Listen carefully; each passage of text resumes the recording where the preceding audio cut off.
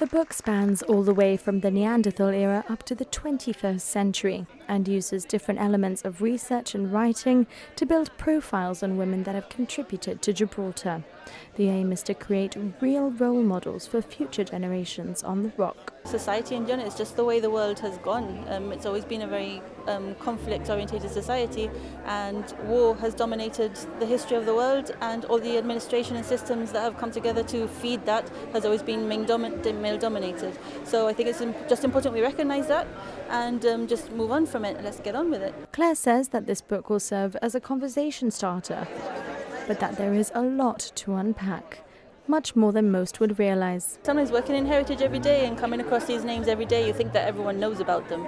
But when I started putting drafts out there and the lists out for the minister to look at and the team at Equality to look at, they didn't know who these ladies were.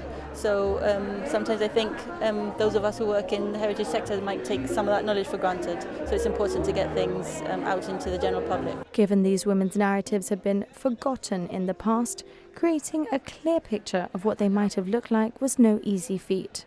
As a young woman and someone who's interested in history and heritage, I didn't have much knowledge actually about many of the women that we were painting. So from a historical perspective, I was super interested. And then from a graphic design and illustration perspective, I really wanted to do justice to these women. And a lot of the women, for example, a lot from like the 18th century back, in a time when maybe photography didn't exist, and you only have your portrait painted if you are rich. There are a lot of people that, because of that, just were never documented. So we had to do a lot of research to even work out what they even look like, no? What's their hairstyle like? What kind of things do they wear? Like things that you take for granted, but when you have to illustrate somebody, you're trying to do it as accurately as possible. Beatrice has done a great job. There are a lot of women that don't have faces, especially due to the time period. There was no portraiture, or only those who got their portraits done were very, very rich, or things have just been lost to time before they done photography as well.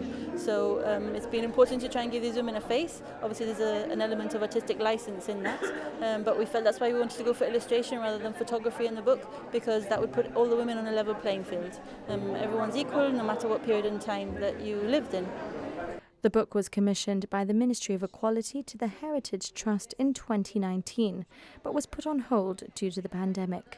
It's been edited by Alice Mascarenhas and Yvette Zarb and overseen by the Ministry for Equality's Marlene Daly. The book can be purchased at the Heritage Trust.